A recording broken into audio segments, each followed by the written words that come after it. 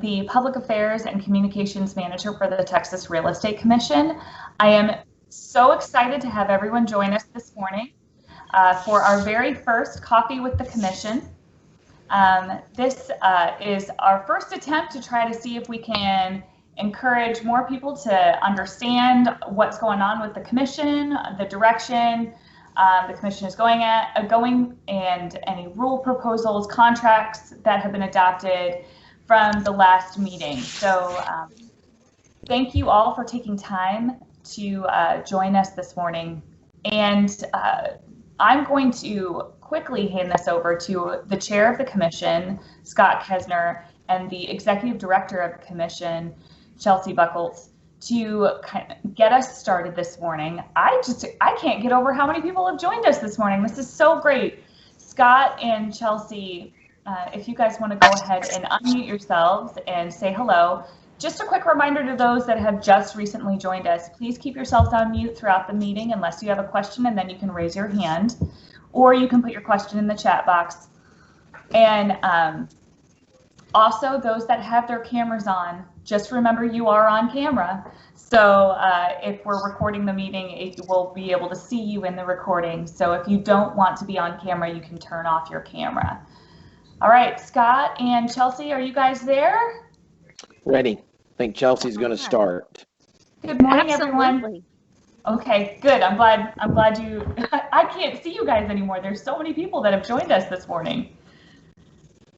Yeah, it looks like we're up to about 185 or 100. I know, it's great. I'm so glad there's so many people here. Okay, Chelsea, I'll hand it over to you.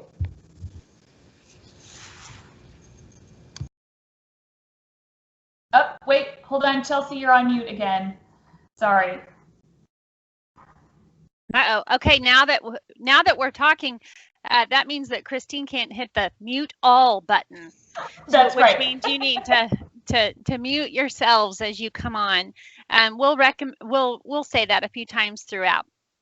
And then also, I wanted you to know that if you have called in to this coffee chat, then if you come and go, we will get an announcement each time you do that. So-and-so has joined the meeting. So-and-so has left the meeting. That's only if you've called in. So I just wanted you to have a heads up on that. Sometimes you'll have to take a call, and I just didn't want you to come on and off several times. There's several folks from the commission who are also joining us. I want to just mention two of them. Tony Slagle, our deputy director, is on the call, and if y'all have a question that neither Scott nor I can answer, Tony may pipe up. So he is a wealth of knowledge and a great resource for us. And then also our Deputy General Counsel, new to our agency, but not new to real estate, Abby Lee. She is sitting in and can answer any questions of a legal nature should those come up. She can't give legal advice to you. She gives that to us, but she is a wealth of knowledge as well. So I'll start by saying thank you. Thank you for joining us. I wish we were doing this in person. I have a cup of tea, not coffee, only because I've had too much coffee this morning already. This is intended to be just somewhat casual as it can be to gather 200 of us.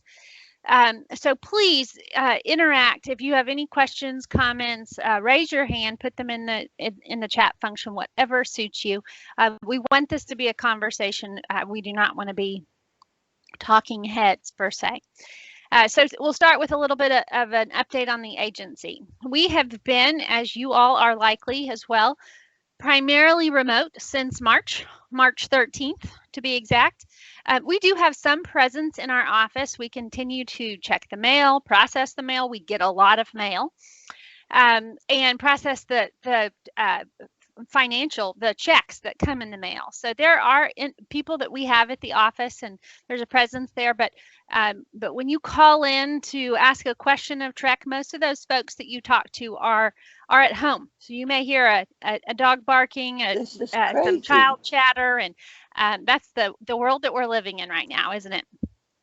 Our productivity remains very high. In fact, in some respects, it's higher than it was before COVID. We have very few people calling in sick, taking vacation, that type of thing. So we are able to process and to answer the phone more quickly. Our call hold time is most of the time hovers around a minute or less. There are times of the day, middle of the day, that tend to have a little longer hold time, but not by much. So we tend to answer the phone these days. If we have a delay, it is somewhat in the mail. And I want to explain that to you just so that if you send in paperwork, you have an expectation of what that might look like. We check the mail twice a week. And now in non-COVID times, we check the mail every business day.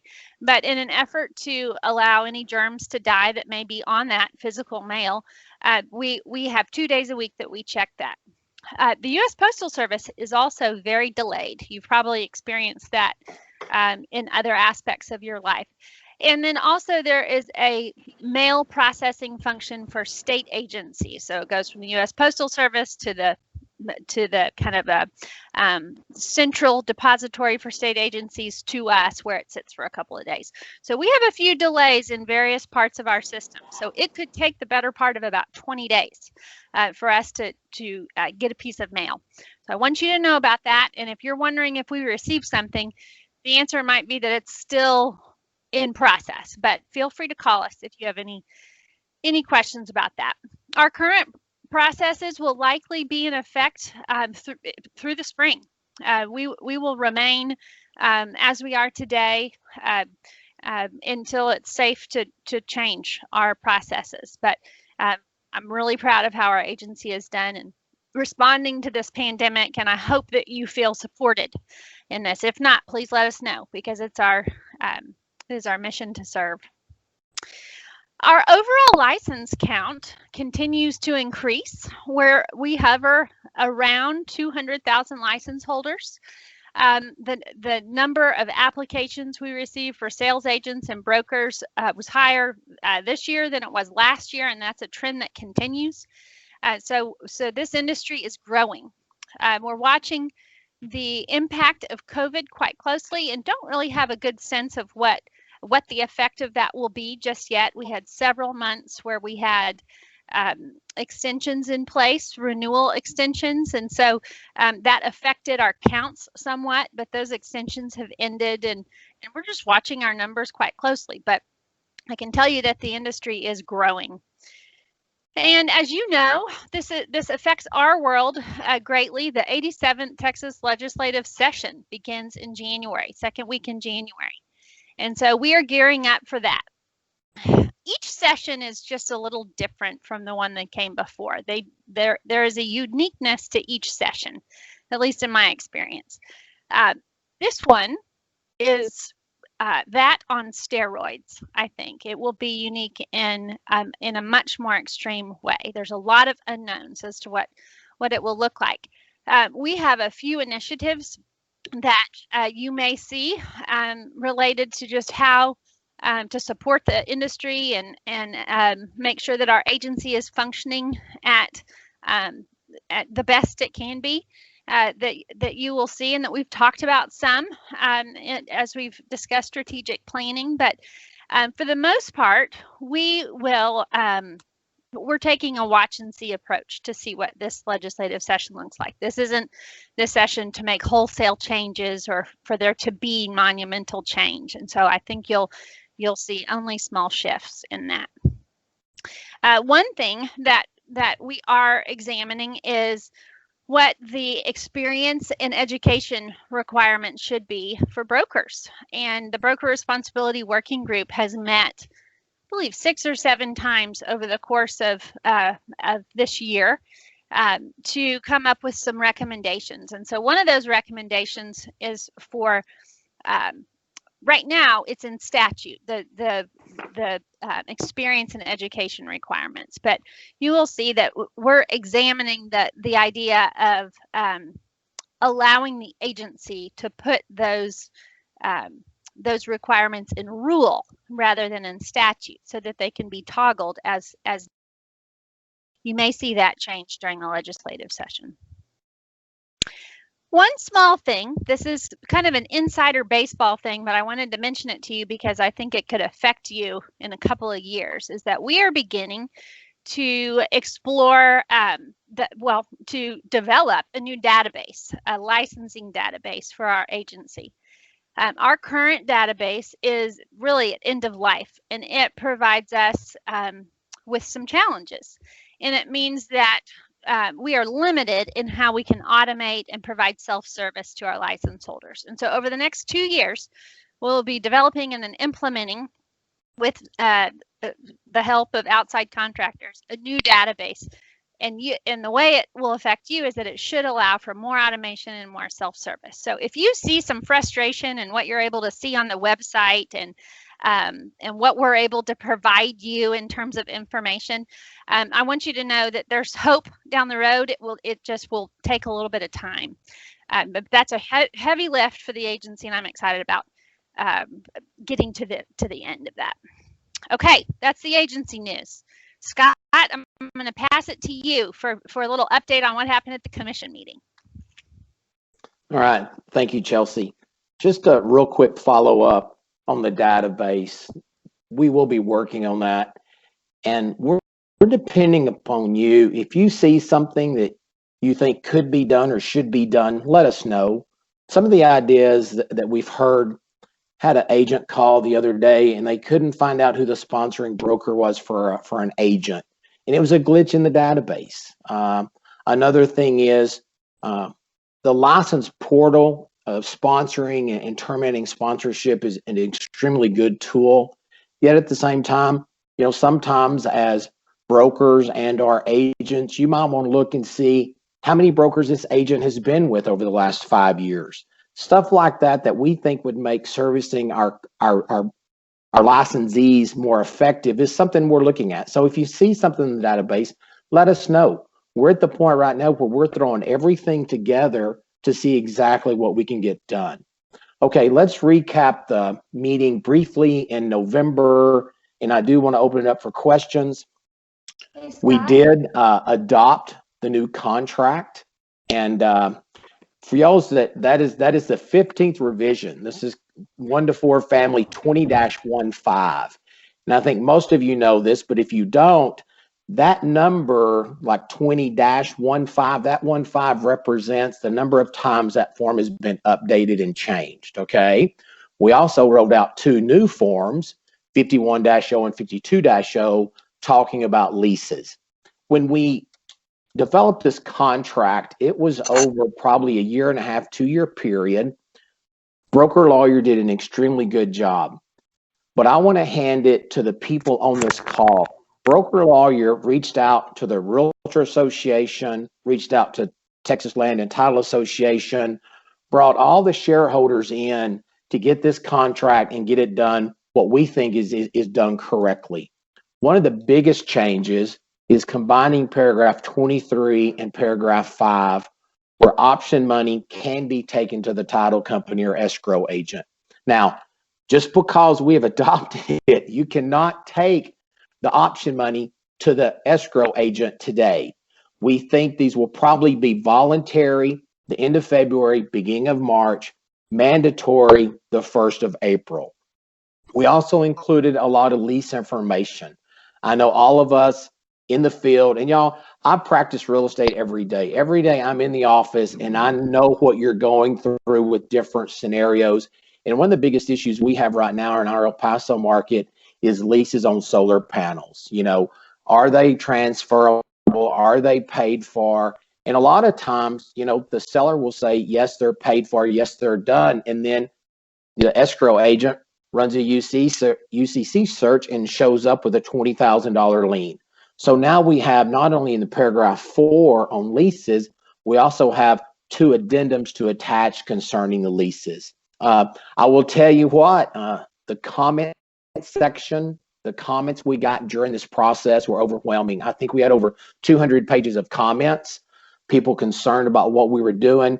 And broker lawyer went through every one of those and said, this is in favor, this is against, this is what they think, this is what they think. They did just an outstanding job getting this contract where it's at. Speaking of comments, we want your comments on proposed changes. We want your comments on proposed rules. I don't know if it's implemented, but we're looking at implementing an online comment. So number 1, it'll sort it so we don't have to go through 200 pages of comments and sort. This is on the addendum, this is on paragraph 5, this is on paragraph 23. But it'll also make it easier on the license holder and shareholders in this industry to have a voice. Hey, Okay. Scott. I also worked on the Scott? Compensation. Yes. Sorry, I just wanted to let you know, we have a couple of questions already. Okay. And somebody wanted to know when the forms were effective, and then going back to what you were talking about with the sponsorship history, somebody asked, is there a way to view an agent sponsorship history?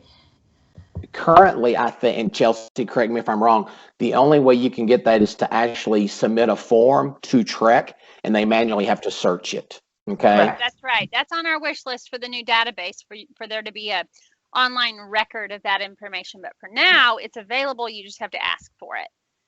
And then on the forms, when will the forms be available or implemented, I think was the question. They will be available late February, early March. We're shooting for late February. There are 2 conforming changes that need to be completed at the February commission meeting. And so once those have been published, adopted and then published, all forms will be available for voluntary use on our website. And then they will be mandatory April 1st. And as far as the reporting for the comments, to submit comments to the agency on proposed rules, I believe that the tool that you're speaking of, Scott, is planned to be launched for the next comment period. So after your next meeting, we'll be publishing that available on the website for that next comment period. So that's late February again. Yes, ma'am. Yeah. Other questions? The 2 forms Chelsea was talking about was the short sale addendum and the buyer's notice of termination. Both of those refer to paragraph 23, and with the revisions to the contract, paragraph 23 has been eliminated, and that information has been moved to paragraph 5. So those are the 2 addendums that they're being cleaned up that will be adopted in February. And we're getting a question about if the red line is available of these contract changes. And I have shared the article on our website for that, for all the changes and actions from the November meeting. And in that article is a link to all of the contract changes with the red lines. And that's in your chat. Very good. Yes. Go ahead, Scott. Sorry about that. So we also clarified the compensation agreement between the brokers. Even though a lot of people understood that it was pretty much uniform with cooperation and compensation to the multiple listing service, there are agreements between agents that are not members of the association. So this kind of clarified there is a written agreement or an MLS agreement that was clarified on the compensation agreement. Also added some room for the participating agents and teams on the broker ratification page. And that's basically what we've done with the contracts, probably a little bit more in depth, but we'd really like to get some questions from the people participating and about what's happening or what they'd like to see happen. Any other questions, Christine? Not at this time, although I do have somebody with their hand raised. Danielle, you can take yourself off mute. Let's start. Oh, we have some questions. Okay. Danielle, if you want to go ahead and take yourself off mute.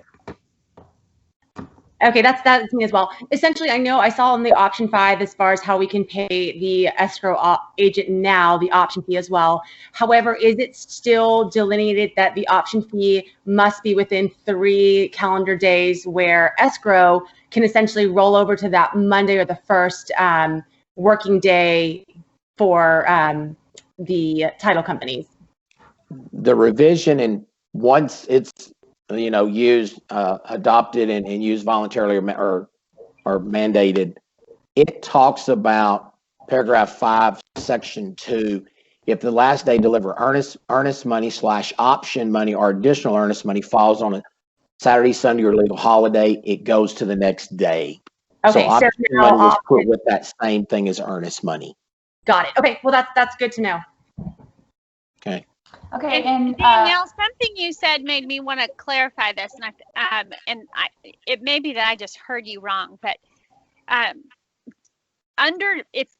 if we were to deliver option fee money today, it can't go to the title company today. Correct. Okay, good deal. So we're moving away from that so that it can go to the title company, but Yes. not today. So it won't be until spring. Yep. Okay. That's exactly what I just want to clarify. Where previously it was the option had to be delivered, and unlike Ernest, we could wait till the first working day. Okay. I appreciate that. Thank you. Absolutely. You bet. I have a comment here. Agents are not lawyers, so please present the material for the intended audience. The agent's bullet points, dates, and voluntary dates required. I think that's a comment about making sure that we're being extra clear about what these changes mean. And then, is it too late to submit comments about these upcoming changes? If not, when is that deadline? I can speak to both of those things. And I will refer to the broker lawyer committee for both. It is too late to make comments for all forms except the 2 conforming changes. So you can look and see on our website those 2 pretty minor forms that you can still make comments on. But in terms of the 1 to 4 family contract, and most of these changes have already been adopted, meaning the comment period has closed. However, as you begin using these new forms, the broker lawyer committee will appreciate your comments on what tweaks need to be made to these. So you can always submit your comments regarding your requested changes to general.counsel@trec.texas.gov, and those comments will be shared with the broker lawyer committee, which meets quarterly but does not meet during the legislative session to consider those changes. Somebody also mentioned we're not lawyers. It needs to be clear. I agree. I am a lawyer and I still want it to be clear. However, I'll go back to the broker lawyer committee. That committee is made up of half lawyers and half brokers, and they review with a fine-tooth comb these forms in order to recommend changes to the commission. And the reason for that combination is just what you mentioned. They don't need to be so tedious that you need a lawyer to understand them, but you do want to make sure there are lawyers involved in the process to make sure they're, from a legal standpoint, correct and defensible, I would say.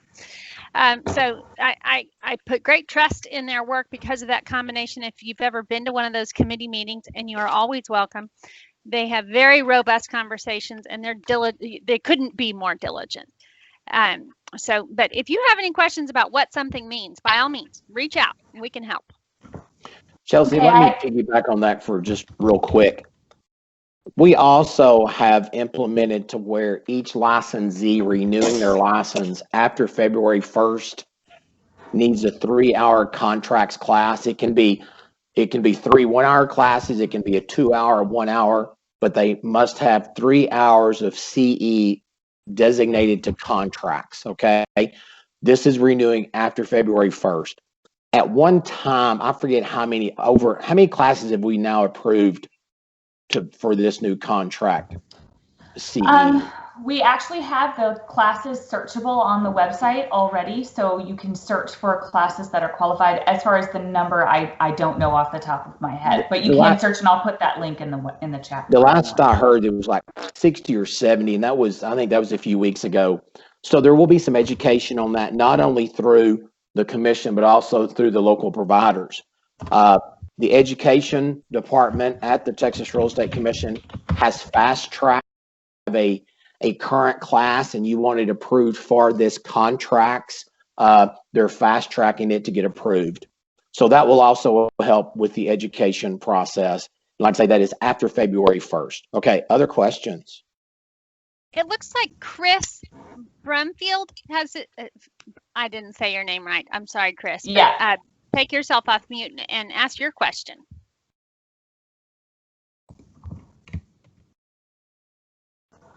Chris, are you there?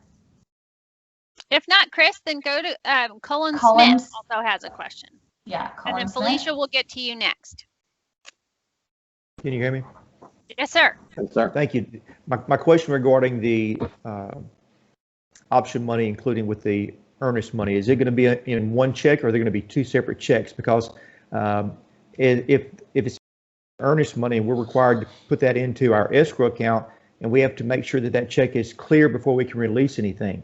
And if we have a seller standing there wanting that money for whatever reason, how are we supposed to deal with that? I'm giving this one to Scott because he knows this stuff backwards and forwards. Okay. The contract, and I'm looking for the exact wording, it can be delivered in one check or two checks. Okay. I'm looking for exactly where it's at, but it can be delivered in one or two checks. Okay. The escrow agent, there's some language about them releasing it when I am butchering this question, when they are comfortable. I need to look for the exact language in the contract, but it can be delivered in two separate checks. Okay.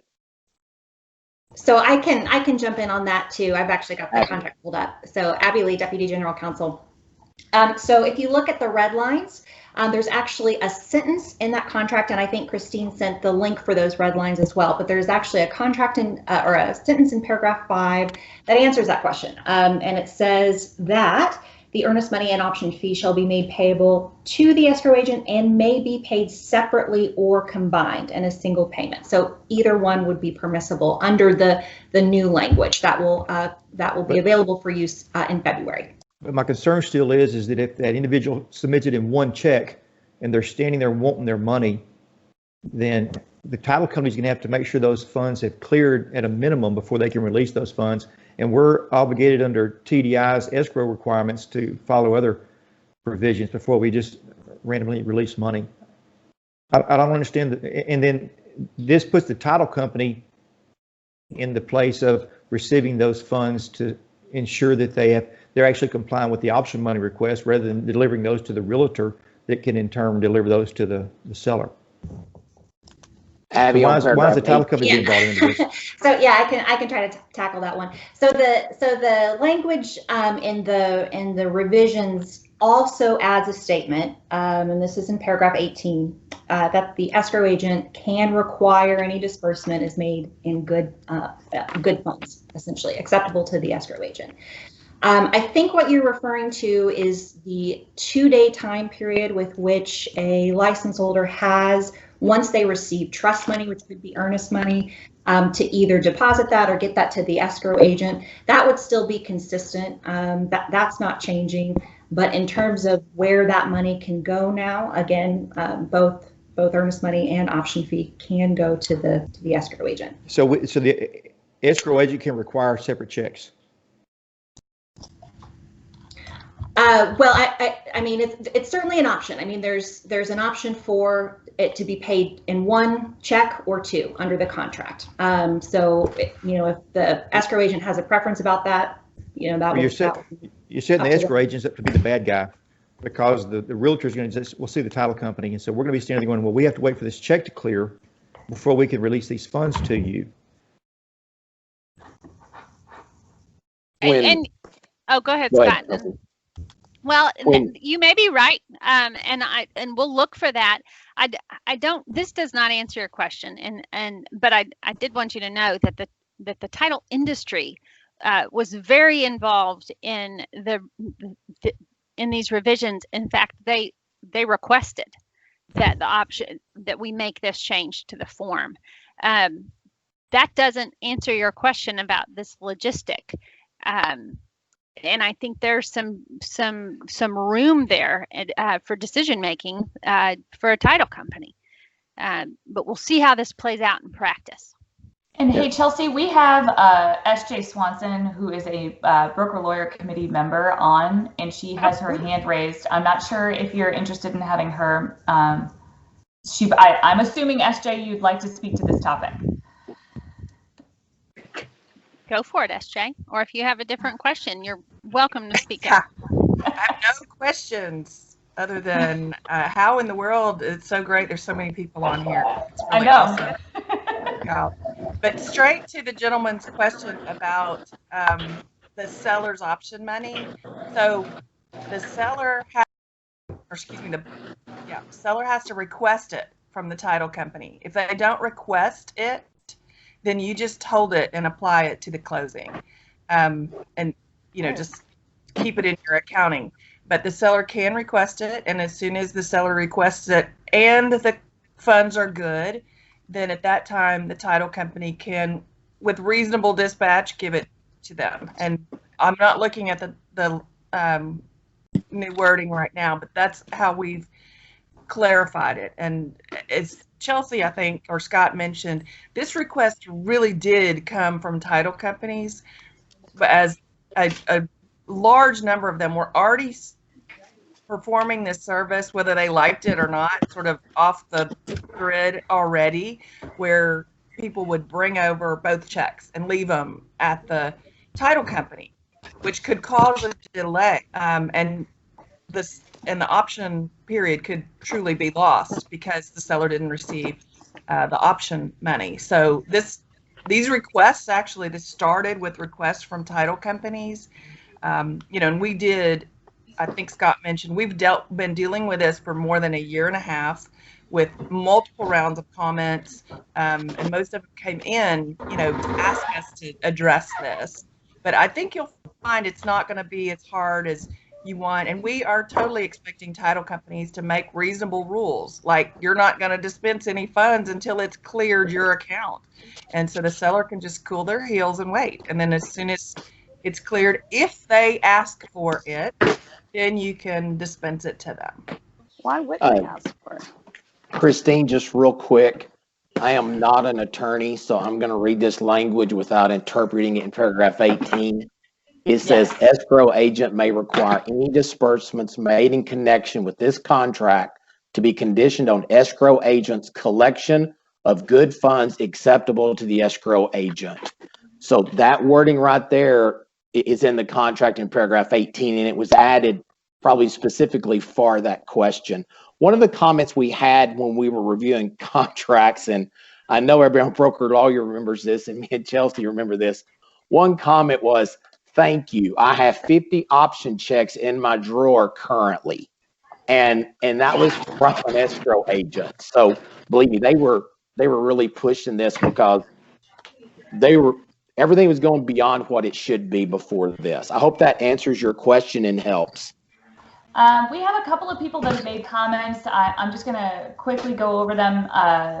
Somebody said this is a really great option, although they had an issue in the past when the client delivered the checks to the title company and then the sellers didn't receive them in time.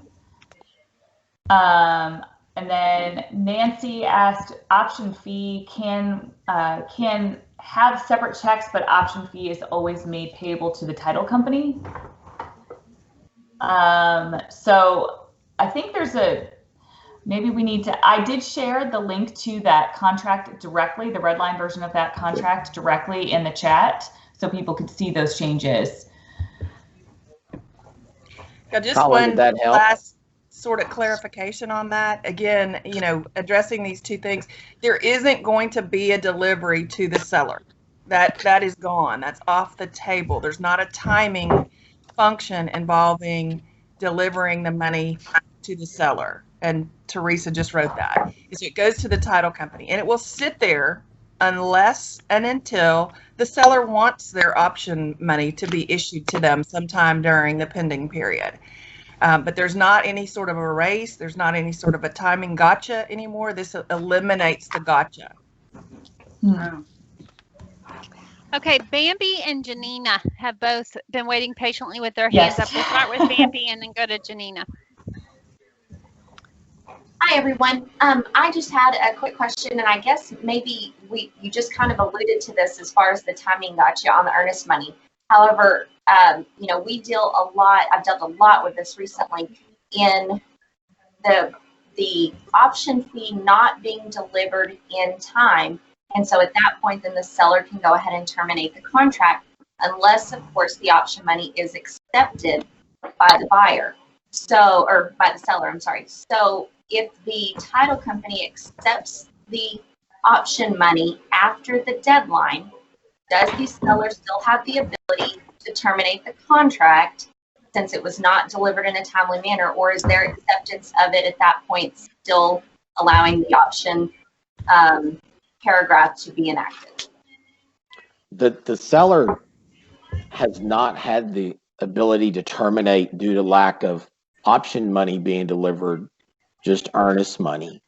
If option money is not delivered, the buyer loses the right to terminate, but there is still a valid contract. Unless I misunderstood your question.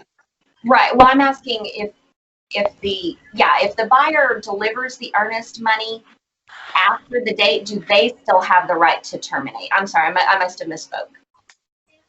Earnest money still has to be delivered according to the contract within 3 days, just like it was prior. That language has not changed. Okay, and so does the buyer still have the right to terminate under the option fee if they deliver the option money late?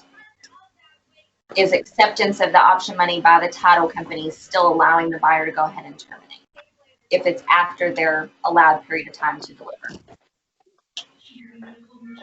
That is above my pay grade to answer as a broker.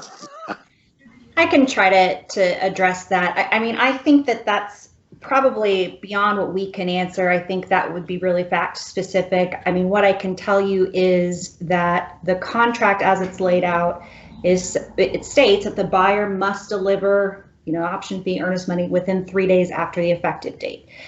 I think it certainly muddies the water if the title company accepts it, but I don't really, my personal opinion, I don't really think that changes anything. And the contract is really specific, and it talks about, time is of the essence. It says failure to deliver the option fee like it did previously in paragraph 23 means that the buyer will not have the unrestricted right to terminate the contract. So I think it's pretty clear. Could there be an argument? Sure. But I think that, a title company accepting that after the fact, I would argue would not change the rights of the parties. Okay, thank you. Sure.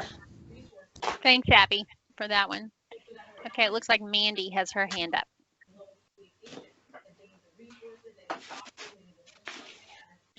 Mandy, you're on mute, so I'll give you a second to get off of mute. Hey, can you hear me? Yes. Good morning. I just have a quick question so who's actually responsible to tell the seller that they can request for the option check? And also, how do they request it? Do they just call the title company, or who's responsible to actually let them know they can request it? I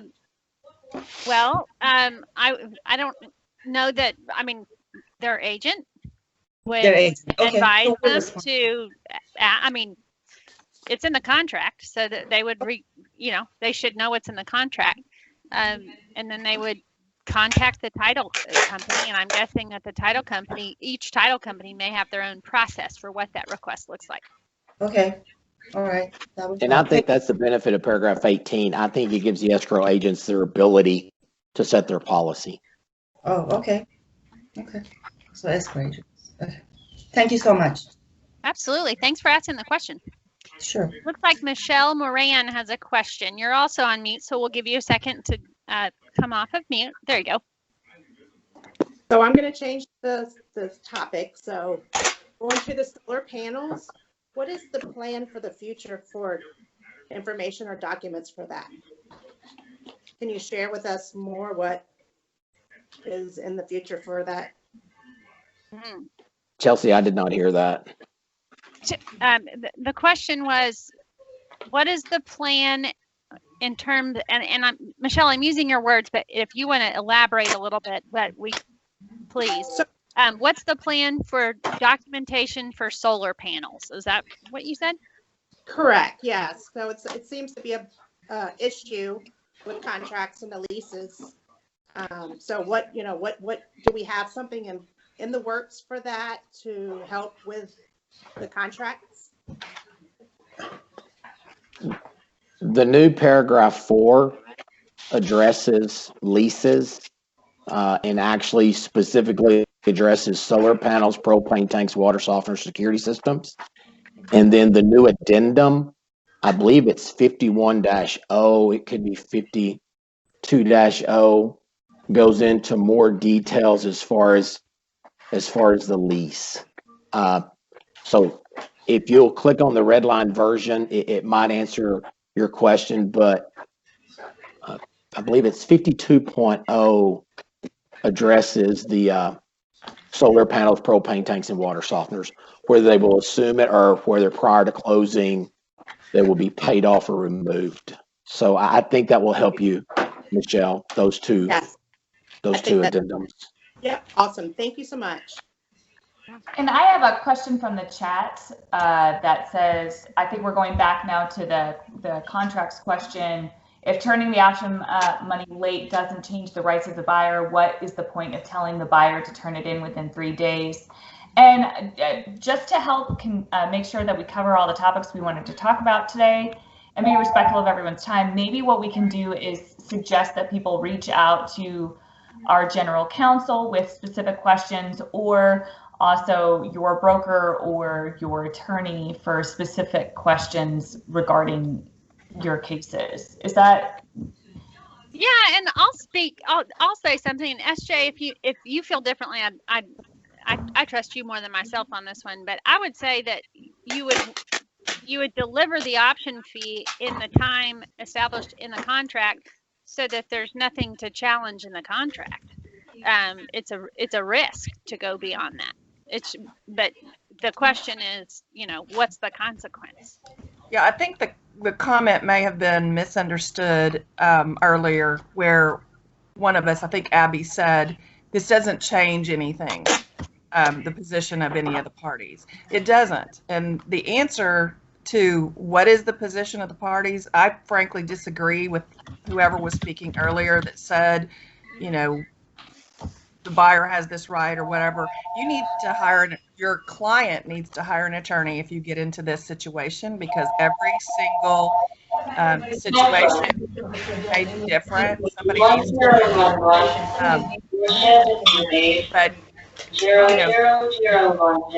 will just depend on the actions of the party and the contract specifically. But it does matter if you don't turn it in, if you don't get it now to the receiver, who is the escrow agent, timely, then it's arguably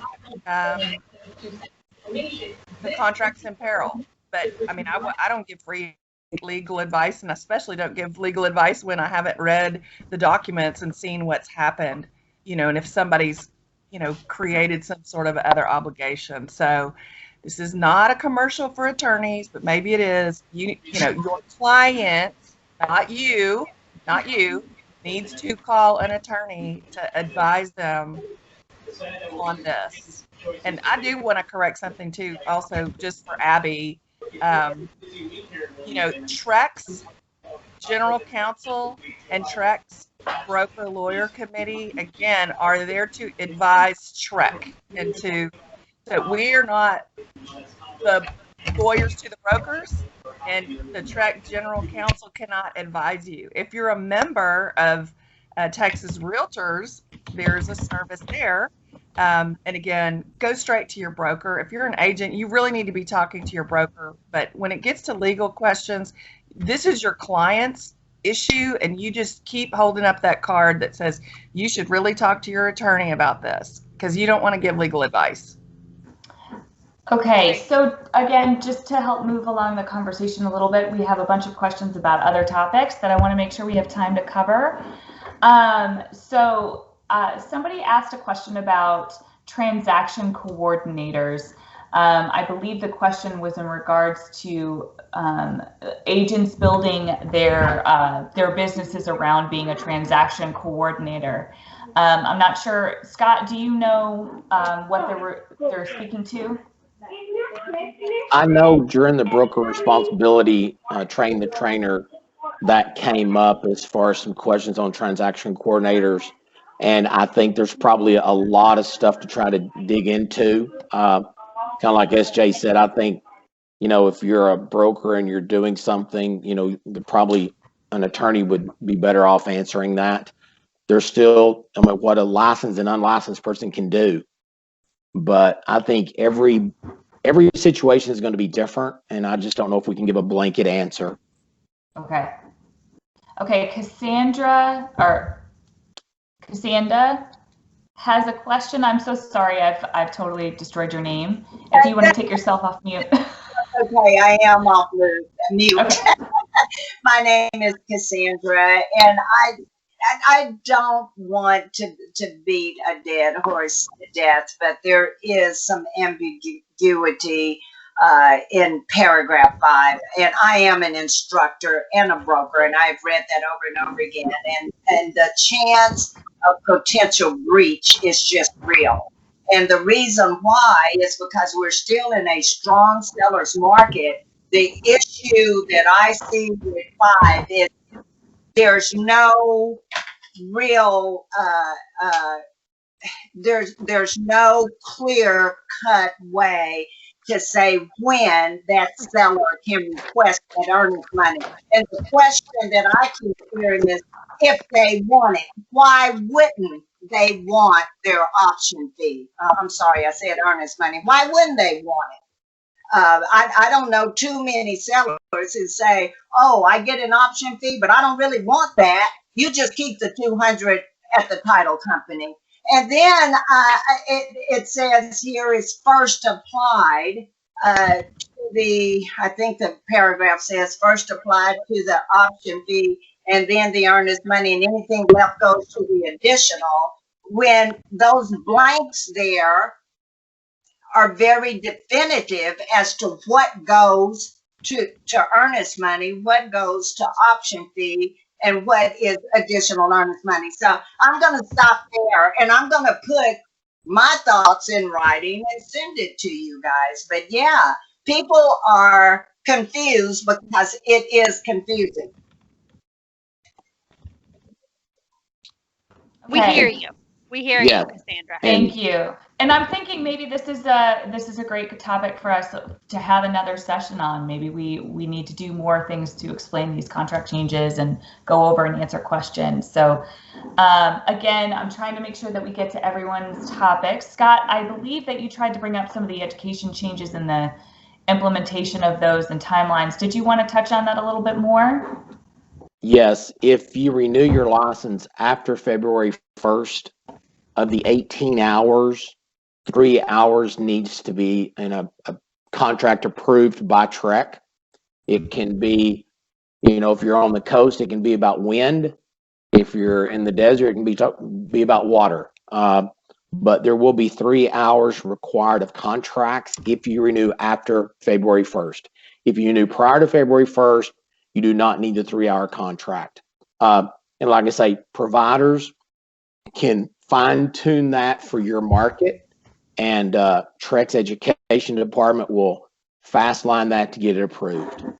And I did share a link to our tool that we have available on our website for searching for real estate CE courses. And there is now a filter on that tool that allows you to search for approved contracts courses. In addition, we're also going to be showing in our CE pages where when you can look up the CE that you're taking for your renewal and what's required. You will be able to see if you've satisfied that CE requirement. We did have a question about if this requirement counts for people within their SAE here. I wanted to ask if you wanted to answer that question. SAE and CE are two totally different classes. Your first renewal, you need the 90 hours of SAE, salesperson's apprentice education, and this will count as CE, continuing education, once you get through the first 2-year cycle. The first 2-year cycle, you do need Legal 1, Legal 2, which are classified as CE, but this is a CE, not SAE. Two totally different education standards. Great, thanks for clarifying. Also, Lisa asked, if taking GRI contracts course, do we still have to take the TREC contracts class? I think that's what you were getting at, that there's a lot of different courses that can satisfy that. Right, I think if GRI was approved, it would probably be counted, but yeah. It depends on if it's been approved by TREC. Exactly. If a license holder takes an approved contracts course prior to the February requirement, will it count? Yes. Yes. In fact, you should be able to search your license history to see if you've already taken a course that would count. But the February 1st deadline is when it is required. Right. If you renew on February 1st or beyond. Okay, and just to clarify, I don't believe right now, if you go to your license, if you look yourself up in the license holder search tool, I do not believe that you can currently see your contracts information, although in the long list of the courses that have been applied to your education history, you should be able to see a contracts course if it's listed as a contracts course. But as far as there's that renewal education information tool that we have available when you're within your 90 days of your renewal, that is not yet showing all of your CE yet, I believe. I could be speaking wrong. Okay, do we have any other questions? Oh, Scott Hilton has raised his hand. Scott, just real quickly, what I have found on the new contracts courses, if it's a brand new one that was just recently approved, it will not only show up in the list, but it will show up on the TREC records of the student when they look up their education. On the old contract courses that we got the fast track approval on, I think they're doing those in batches, so only some of them are showing up as a contract, quote, contract course that they look it up on their record. It will show up on the approved list, but when they look at their records, some of those are not updated yet. Okay, thanks, Scott. Christina, it looks like someone is sharing their screen. Yeah, I don't know who that is. I keep requesting to take that back, and I'm not sure how that's happening. I noticed that There's as well. a little box in the top right corner of your screen that has a box and an arrow. But if you're the one sharing your screen, it will have a box and an X. Yes, and I've requested control several times from somebody, and I'm not sure who is taking It's a small control. thing, but just a heads up. Yeah. Okay, it looks like, is there a way for the education view to be modified to show courses by category? And that question is directly related to what I was talking about. When we get the renewal education information tool updated, that will show it. And then currently, if you look yourself up, there should be there's a thing that says that it's a contracts course. So it is already showing it, but we're going to improve beyond that so that when you're within your renewal period and you go to that renewal and education information page that we refer to when you're about to renew your license, that information will be updated as well to show you that. Lupe, if you have a pending individual broker license application, do you still need to renew your sales agent license? That's a great question. My short answer is you don't want to be without a license, so make sure that happens. I think this would be a scenario where you might want to call us and we can talk through the timing on that, because I would hate for you to just, we may be able to help you with the timing of those things so that you don't have to renew the sales agent before you get your broker license. So just call us on that one and I bet we can help. Okay. So this person, Lupe, is saying mine's due February 2021. So yes, I would say just give us a call. And this is a quick plug for our contact center. Our hold times are short, quick. You can get right through to somebody on the phone. We're responding to messages very quickly. So you can always give us a call and ask your question to our very well-versed and educated team that can help answer those questions for you. Okay, it looks like I don't have any more questions in the chat box. Does anyone want to raise their hand and ask any other questions? Or Scott and Chelsea, did you have anything else that we wanted to cover? This is very helpful to just have an informal opportunity to visit and to hear from you on what's confusing and how to support you. So I appreciate each one of you for logging in. If now's the time, if you have any last questions or comments, you can always reach out to us individually, but we desire to be accessible and to have an agency that is transparent and gives you a sense of what's coming. So let us know how better to do that. We still have people joining this call, even though we are about to say goodbye. Scott, do you have any parting words? Just real quick, I'm gonna thank everybody for attending. Everything that was said today, we're making notes, and this is where we get a lot of our ideas for articles on our website, our email blast on our website. That way, we don't just have to answer on the spur. We can do some research and quote, what we need to quote. But we did a tour of Texas earlier, all virtual, and we took a lot of notes. And a lot of those notes have generated, information from us to you as the licensee. There's a lot of stuff we probably did not cover. I hope we get to do this again real soon. Extremely, pleased. There's over 200 people on this. We were up to 250 at one point, Scott. Yeah, which is more people than my hometown. So that's pretty incredible. Yeah. So. We do have two last questions, or we have two raised hands. Okay. Let's go to Ben first, and then Tony. Okay. Can y'all hear me? Yes, can. sir. Hey, I've got a question. So I guess now with the option money being deposited with the earnest money, it doesn't have to be released to the seller. The title company can just hold that and just credit it toward the buyer at closing. It kind of eliminates the seller having to deposit it and then debit it from the seller and credit toward the buyer.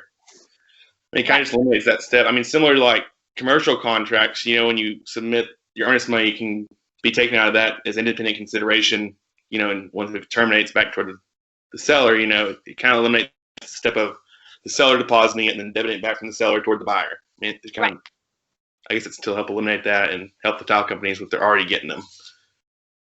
You nailed it. So if a seller requests it, then they can receive it and so that they can don't have to spend it at request it. Home Depot or whatever. If they don't request it, it gets credited. Okay. Exactly. It's not that it goes into the coffers of the title company for their use. It's still the seller's funds. Okay, thank y'all. Sure. Thanks, Ben. Okay, Tony King, last question. Yes. First off, I just wanted to say as we close, I am super appreciative of this meeting, and I thank you all for putting this thing together. It has been an absolute joy, and I appreciate getting the information here, and the fact that y'all are taking notes and actively listening to us in terms of what we're looking for and requesting. So first off, thank you, and I hope that we do another one of these soon. I'll definitely be on it. With that said, if you're taking notes, I would like, and especially as we talk about the contract requirements that are going to be put into place for agents to take, is it possible to get some definitive guidance on the website or on future forms of the contract regarding when specific forms should be used or not used, or better clarity? So like, for instance, when to use the 1-to-4 versus the farm and ranch contract. Sometimes that can be ambiguous and there isn't any really clear guidance on a, let's say it's a single family home, but it's on a, 5-acre lot or 50-acre lot even, versus the farm and ranch, in which contract to use. Okay, that's a great one. And that could be a great, article on our website. But we can work on that, Tony. And thank you for the question. It's our pleasure. It is our hope to do these after each regularly scheduled quarterly commission meeting. So we had a commission meeting in November. December, we have a coffee with the commission. Our next commission meeting is in February.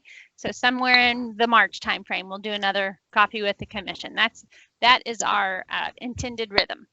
Yes. So tell your friends.